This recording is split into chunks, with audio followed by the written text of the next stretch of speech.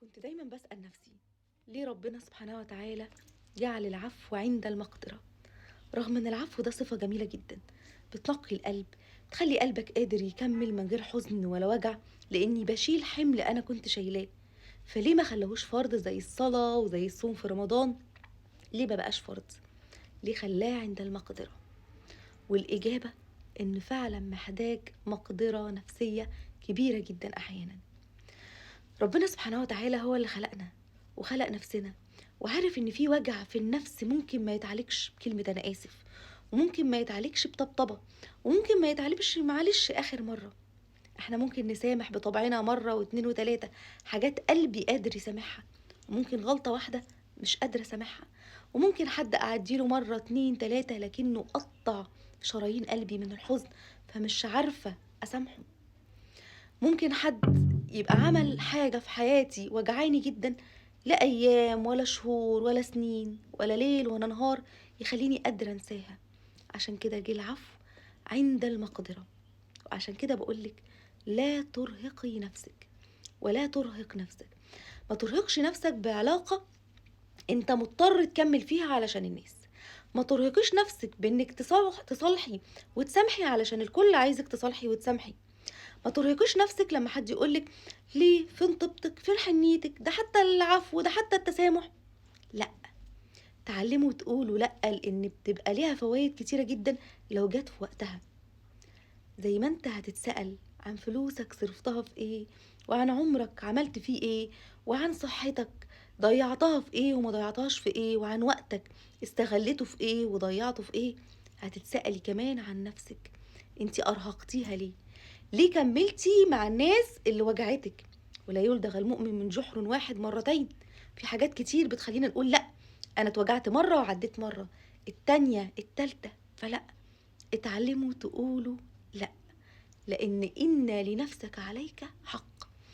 لما ايدي بتتكسر بروح لدكتور وبيركب لي جبيرة وبحس بألم ووجع، والجبيرة بعد وقت الجرح بيلقم. انما كسر القلب ملوش جبيرة، ملوش غير انك تروح لربنا سبحانه وتعالى وتوكل الامر لله في اللي كسر قلبك، وساعتها ربنا بياخد حقك. محتاج ايام وممكن عمرك كله تفضل بكسرة القلب دي. فتعلموا تقولوا لا. لا، مش عايز اقعد في مكان انا مش حابة اقعد فيه. جبلت القلوب على حب من يحسن اليها. طبيعي النفس بتميل لمكان اللي بتتقدري فيه. بحب اقعد في المكان اللي انا متشافة فيه حلوة، اللي متقدرة فيه، اللي انا حاسة فيه ان انا حد مهم جدا. هقعد في المكان اللي انا حاسة فيه اني مقدرة. هبعد عن المكان اللي انا دايما هتلام فيه ان هيتاخد بالي، دي قالت كذا، خدتوا بالكوا الغمز واللمز، بصوا بصوا قصدها ايه، بصوا قالت ايه. احساس وحش، قاعدة تقيلة على قلبي. ليه اقعد القعدة التقيلة على قلبي دي؟ بلاشها. ايه ده، انتي بقيتي وحشة ومش هتقعد؟ انا بقيت وحشة ومش هقعد معاكم. نفسي، نفسي انا مسؤولة عنها. حبي لنفسي خليني لا، مش هقعد القعدة اللي تضايق. في ناس في قعدة تبقى مرهقة، في واحدة في القعدة تبقى بتحسبك بصيتي ازاي، قلتي ايه. في واحدة ممكن تسجل لك المكان كله، الكلام كله اللي قلتيه. ممكن تبقي موجوعة فبتشتكي من حاجة، تلاقي واحدة واخدة بالها من كل حاجة، فتيجي بعد كده هتقولك انت عملتي وخليتي. ما بلاش القعدة اللي فيها البنت دي، بلاش القعدة اللي فيها البني آدم المضر ده، الولد الوحش ده. اقعدي القعدة اللي تريحك، القعدة الصافية، الناس اللي بتحب الخير. اقعدي القعدة اللي بتضيفلك وبتطبطب على قلبك. اقعدي مع الناس اللي حاسة ان سلامك النفسي فيهم بيعلى.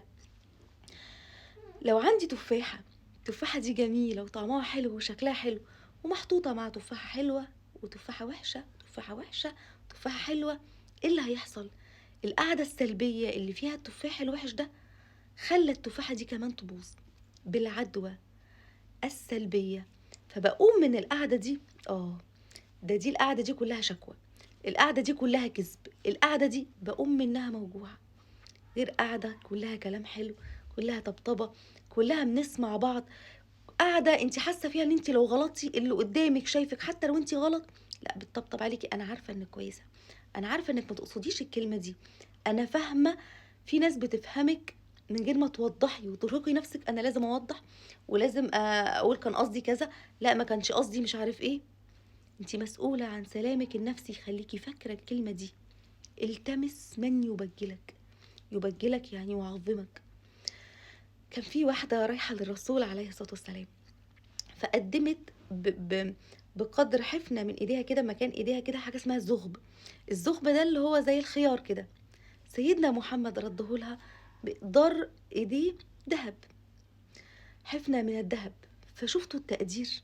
سيدنا محمد عليه الصلاة والسلام لما كان بيقعد في مكان كان بيوزع ابتسامته على الكل عشان ده ما يزعلش، لدرجة انه كانوا بيقولوا ان كنا نظن، كلنا كنا بنحس ان انا اكتر حد الرسول عليه الصلاة والسلام مهتم بيه. كلهم كانوا بيقولوا كده، كانوا بيحسوا ده. مين اللي حسسهم ده؟ سيدنا محمد عليه الصلاة والسلام. وزع اهتمامه عليهم عشان ما يوجعهمش، وزع اهتمامه عليهم عشان كلهم يحسوا بالاهتمام والتقدير.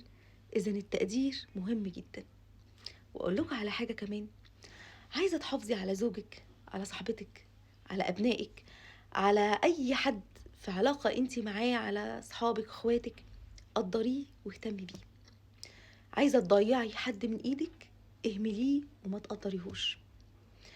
قلة التقدير طبيعي بتخلي الإنسان اللي قدامي حتى لو بيحبني جدا هينسحب، هينسحب، هينسحب، لأني بسحب من طاقته.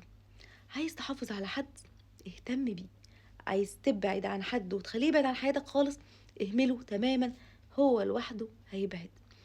كرامة الإنسان ونفسه بتميل للي بيقدرها دايما، للي شايفه حلو، للي مش بيرهقه بعدم بالإهمال. الإهمال بيخليك تحس إن أنت قليل وملكش أي لازمة في الدنيا. نفس الكلام ده ممكن تعملوه مع أولادكم. ابنك ولا بنتك لو دايما اهتمتي بأدق تفاصيلها، هتحس إن مفيش حد في الدنيا أهم عندها منك، فده بيخلي عندها ثقة في نفسها، ما هيش عايزة تسمع كلام الحب والتبجيل من أصحابها، لأن بابا مديني كفايتي من ده، ماما مدياني كفايتي من ده. قد ايه حلو ان انا دايما لما اقعد مع بنتي اقولها انتي جميلة قوي، يا بختي بيكي، عندي بنت شاطرة مؤدبة، فتبقى عندها ثقة في نفسها ماشية مع أصحابها وهي حاسة إن مامتها بتقولها دايما أنا يا بختي بيكي. الله، ده انتي متسامحة جدا، يا ريت عندي ناس متسامحة كده زيك. أحط دايما، أشاور دايما على الصفات الحلوة، فالصفات الحلوة تكبر.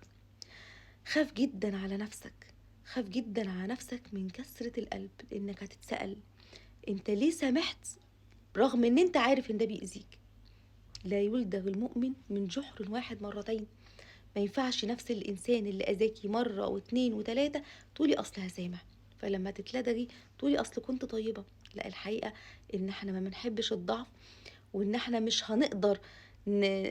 نبقى معاكي لما قلبك يتكسر مرة واتنين وتلاتة، لأن الدموع اللي انتي فيها انتي المرة دي اللي سببتيها لنفسك.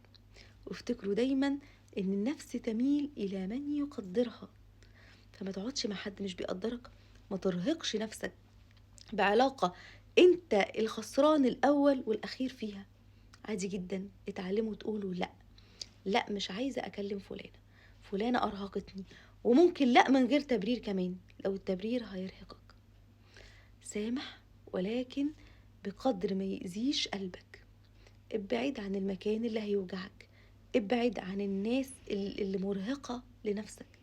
الحياة قصيرة، حاول تغتنم فيها كل ما يرضي نفسك، بدال ما بتأذيش حد، بدال ما بتوجعش حد. والمهم انك لو هتختار، اختار تبقى المأذي مش المؤذي، لان انا الحقيقة بشفق جدا جدا على البني آدم المؤذي، لانه بيجيلي مديني حسنات كبيرة قد كده، فشكرا للحسنات الكتير اللي انت اديتها لي. بشفق عليه جدا لان انا هاخد من سيئاتي وهديها له، فحرام.